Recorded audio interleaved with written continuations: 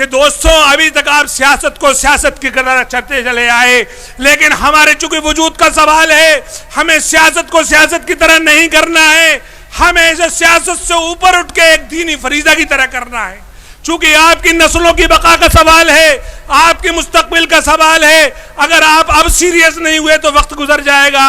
ये एक ऐसा मौका आया है कि पूरे हिंदुस्तान में एक बयार चली है, मुसलमान एक तरफ हो गया है, मुसलमान ने बैरिस्टर असदुद्दीन ओवैसी साहब को अपना कायद मान लिया है और ऑल इंडिया मजलिस इत्तेहादुल मुस्लिमीन को अपना परचम, अपना प्लेटफॉर्म मान लिया है। तो मैं इस शेर के साथ मैं अब हमारे जो बहुत सम्मानित स्पीकर हैं मैं उनको बुलाऊंगा कि तुम्हारा जुल्म ही काफ़ी है हमें बेदार करने को, तुम्हारा जुल्म काफ़ी है हमें बेदार करने को, जो लोहा मार खाता है वही हथियार बनता है। तो बहुत नुमाया, बहुत मौजिज़ और सम्मानित शख्सियत हमारे दिल्ली प्रदेश के मजलिस इत्तेहादुल मुस्लिमीन के हमारे प्रेसिडेंट कलीमुल्लाह हफीज़ साहब, मैं उनसे मौदबाना गुजारिश करूँगा कि आज वो असमौली की इस तारीख़ी सरज़मीन पे यहाँ मौजूद हैं, वो अपना खिताब, अपना मैसेज, अपना पैगाम और पैगाम आप लोगों को देंगे। कलीमुल्लाह हफीज़ साहब जो हमारे दिल्ली के मजलिस इत्तेहादुल मुस्लिमीन के प्रेसिडेंट हैं, सदर हैं, आइए।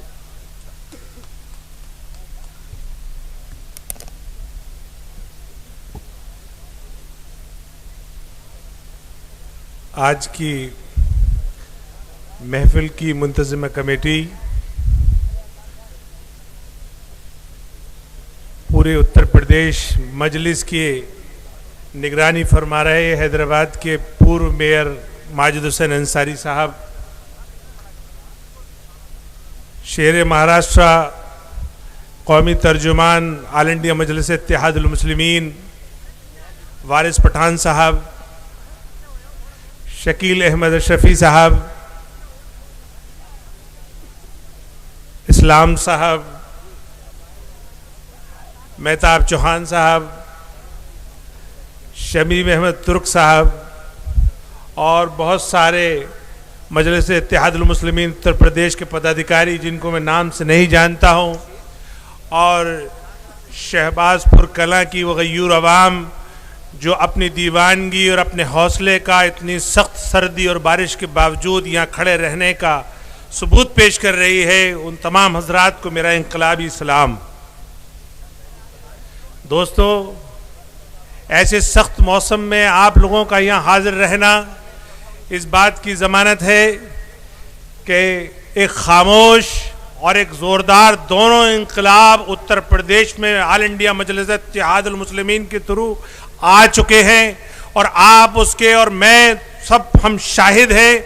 मुझसे पहले भी जितने मुकर्रिरीन ने जितने मामलात पे अपनी गुफ्तगू फरमाई, ख़ास तौर से उत्तर प्रदेश के विकास के ताल्लुक़ से या अपनी क़यादत के ताल्लुक़ से, वो सारी गुफ्तगू पुरमग़ज़ और कारामत थी। मैं सिर्फ उस बात को सिर्फ ये बढ़ाना चाहता हूँ एक शेर के साथ कि मुत्तहिद होगे तो कहलाओगे मोमिन गाजी, मुत्तहिद होगे तो कहलाओगे मोमिन गाजी, मुंतशिर होगे तो किस्तों में सफाया होगा। जी हाँ दोस्तों, अगर मुंतशिर होगे और जो अब तक आप मुंतशिर रहे हो, अब तक आप बढ़ते रहे हो और आप इस भुलावे में और भटकावे में रहे हो कि आप जब भी जिस पर भरोसा किया उसी ने आपको धोखा दिया। चूंकि जितनी भी नाम निहाज सेकुलर पार्टीज आपके पास आती थी वो जाहिर बात है इलेक्शन के वक्त ही आती थी, उनको आपकी नस्लों की बका, आपकी बस्तियों की फलाह या आपकी कौम का मुस्तकबिल के बारे में बिल्कुल सीरियस नहीं थी, इसलिए वो आपसे कोई सीरियस गुफ्तगू भी नहीं करती थी। लेकिन आप एक फ़र्क देखते होंगे, अगर आप सोशल मीडिया पे, यूट्यूब पे या फेसबुक पे हमारे कायद बैरिस्टर असदुद्दीन ओवैसी साहब की तकरीर सुनते होंगे तो वो उसमें जो दर्द झलकता है वो एक धड़कता हुआ एक तड़प जो कौम के लिए जो उनका दर्दमंद दिल है और जो आपकी नस्लों की फिक्र आया करता है और जो बयान करता है, वहां से ये बात साबित होती है कि आखिर नॉर्मल पॉलिटिशियन और एक लीडर में क्या फ़र्क है। आप समझते हैं पॉलिटिशियन को सिर्फ इलेक्शन की चिंता होती है, वो सिर्फ इतना चाहता है कि मैं इलेक्शन कैसे जीतूं, कौन सी जोड़ तोड़ करूं, कौन सी जाति को कौन सी जाति से मिलाऊं। लेकिन लीडर वो होता है जिसे अपनी आने वाली नस्लों की फिक्र होती है। तो दोस्तों, बैरिस्टर असदुद्दीन ओवैसी साहब को आपकी नस्लों की फिक्र है, उनकी गुफ्तगू को गौर से सुना करिए आप, और बार बार सुना करिए। ये 75 साल के बाद आपको एक ऐसा नेता मैसर हुआ है कि जो आपकी नस्लों की, आपके मुस्तकबिल की बात सारे अवानों में कहता है और बबांगे दहल कहता है। ना उसको कोई खौफ है और वो आंख में आंख डाल के बात करता है। तो दोस्तों, बुजुर्गों और शहबाजपुर कला की ये मुबारक सरजमी, आप काबिल मुबारकबाद हो कि आपके पास बैरिस्टर असदुद्दीन ओवैसी साहब आज खुद चल कर आ रहे हैं। आप लोग खुश हो जाइए कि आपको जो आपका कायद था वो आज आपके दर पर है। अब इसकी हिफाजत आपको करनी है। जाहिर बात है, चुनावी माहौल है, सारी पार्टियां आएंगी, सारी पार्टियां अपने अपने वादे रखेंगी आपके सामने, लोक लुभावने आपके सामने ऐसे प्रपोजल देंगी कि जिसमें आप फंसते चले जाओगे।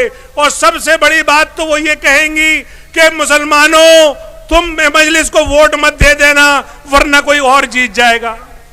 एक सबसे जो रटी पिटी बात है, जो सारी नाम निहाद पार्टियां, ये वही पार्टियां हैं जो हमारे वोट को बंधुआ वोट, बेसहारा वोट, गरीब वोट, बेवजन वोट समझकर अपने पास रख लेती चली आई है।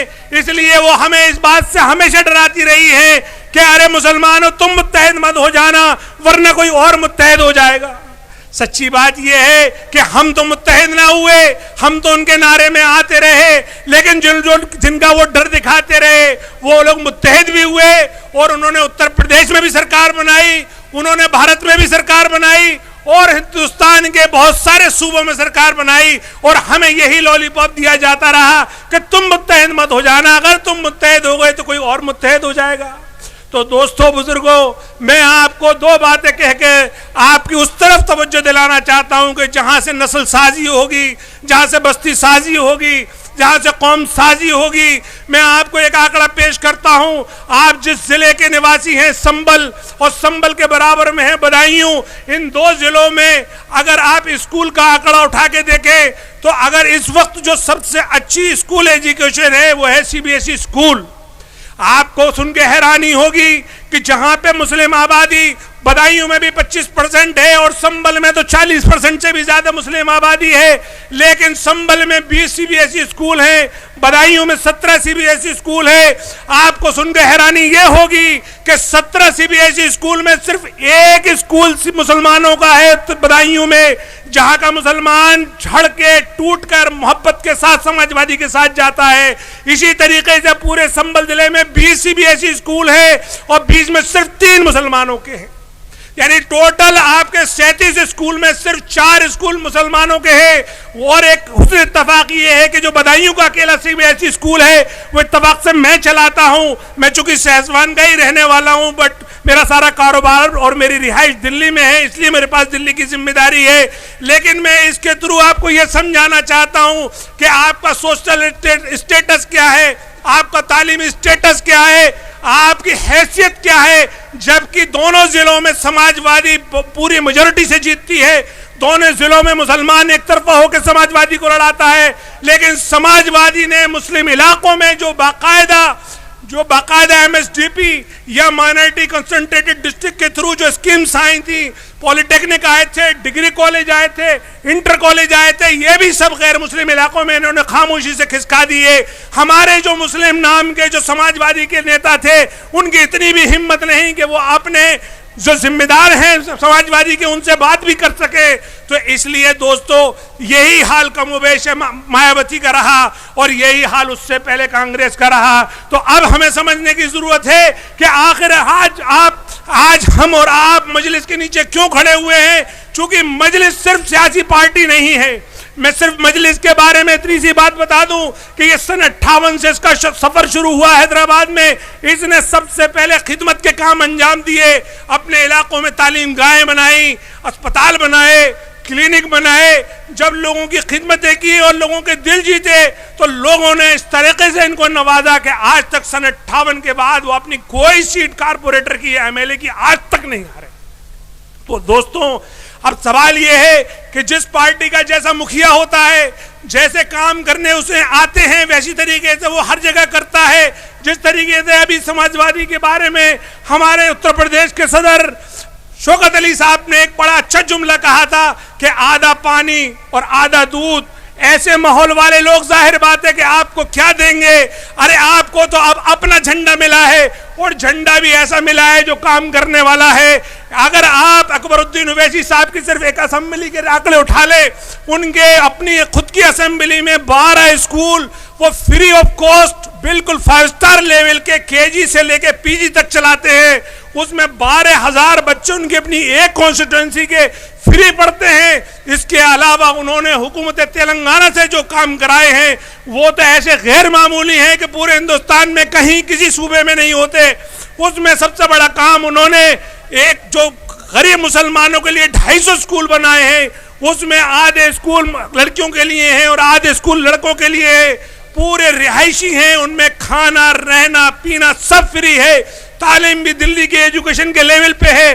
तो मैंने आपको ये 2 मिसालें इसलिए दी कि आप अपनी नस्लों की फिक्र कीजिए, आप अपने मुस्तकबिल की फिक्र कीजिए।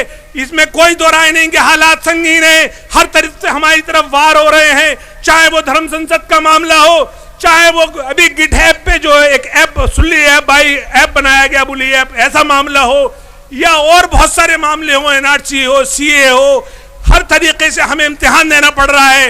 लेकिन दोस्तों बुजुर्गों, डरने और घबराने की जरूरत नहीं है। यह अल्लाह का निजाम है कि जब हर शहर के बाद, हर अंधेरी रात के बाद सुबह होती है। इंशाअल्लाह अब हमारी सुबह का वक्त आ गया है। हमें हमारा कायद मिल गया, हमें हमारा प्लेटफॉर्म मिल गया। अब आओ इस प्लेटफॉर्म को, अब इस कायद को अपने सीने से लगा लो, इसे अपने दिल से लगा लो।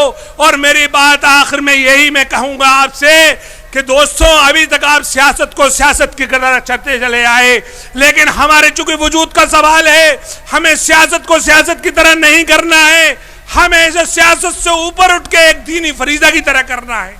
चूंकि आपकी नस्लों की बका का सवाल है, आपके मुस्तकबिल का सवाल है। अगर आप अब सीरियस नहीं हुए तो वक्त गुजर जाएगा।